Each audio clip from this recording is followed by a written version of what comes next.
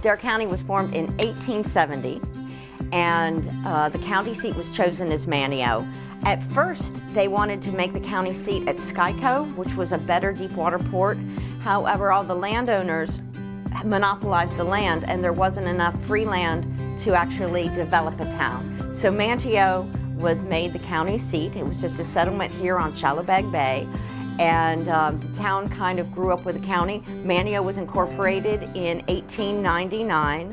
Of course, there had been a courthouse for Dare County prior to that, and then the current courthouse was built in 1904. It was similar to some other ones that were built in North Carolina, and it was quite a modern building for that time.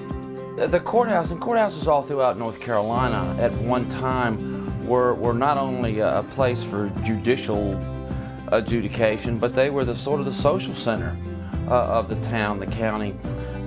Going back, over 100 years ago, people throughout Dare County came to the courthouse to conduct all sorts of businesses and also to see their friends and relatives that they probably haven't seen since last year. It has been sort of the focal point of Manteo for well over 100 years.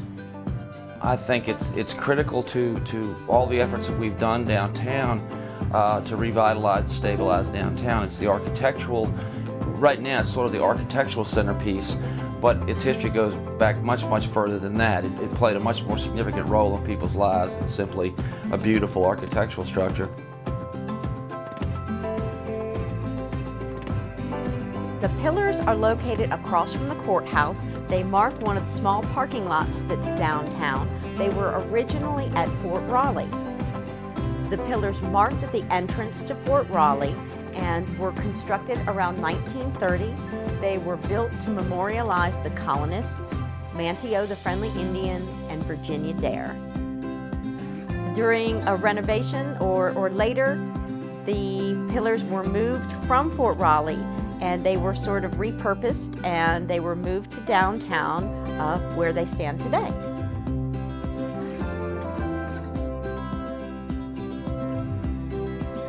The Maritime Museum, the building itself has been here since the 1940s, and the Creef family used it to build all types of boats. Even during World War II, they did some construction on some boats for the war. And in 1989, the Creef family donated the property to the town. And that's when the Maritime Museum got started. And it's been kind of evolving over the years ever since. We're pretty much a working boat shop. We do youth sailing in the summertime. We do about 100 kids a summer.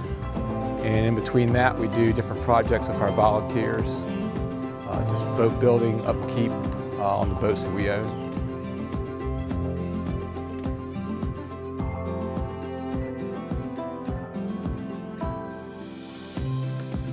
Boat next door is the Ella View, and that's an original George Washington Creef boat built back in the 1800s. It was used locally. It's been here since 1989 when the museum opened.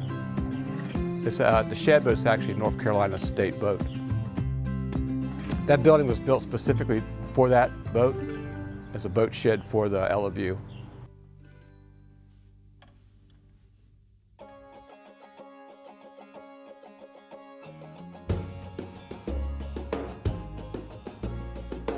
That was built from a Sears kit.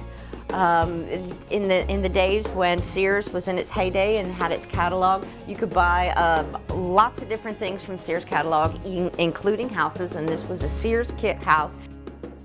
You could either build it with 5 rooms or you could build it with 8 rooms for a tidy sum of just under $2,000. The current Croton cottage features 3 bedrooms and 3 baths and has just a beautiful interior and beautiful, graceful arches inside.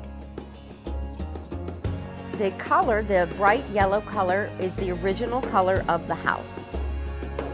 Everybody really has a special place in their heart for that house, I think.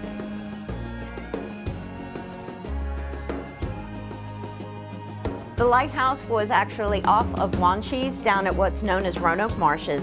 It is a replica of a screw pile light. Screw pile lights are named so because their foundations are actually screwed into the bottom of the sound or the river where they were.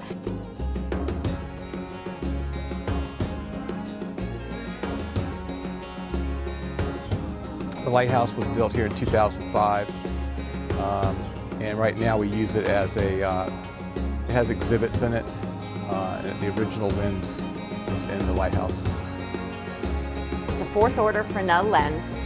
The big seacoast lights like Cape Hatteras Lighthouse and Currituck Beach Lighthouse, they have what's called a first order Fresnel lens, and they can be seen much further away. But the fourth order Fresnel lens was used for smaller lights in rivers and harbors, and that's what you see exhibited there. I think Manteo just has such a terrific sense of place. You know, it's a bit of an oasis in Dare County. You know, not that the beach communities don't have their own special things, but there's such a sense of history here in Manteo and a sense of community.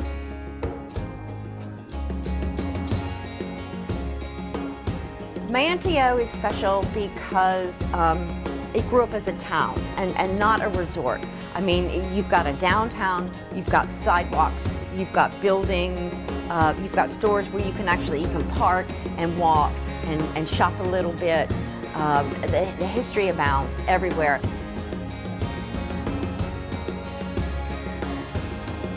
I think that the courthouse and all our historic structures are critical in that sense, because I think they are a reflection of who we are.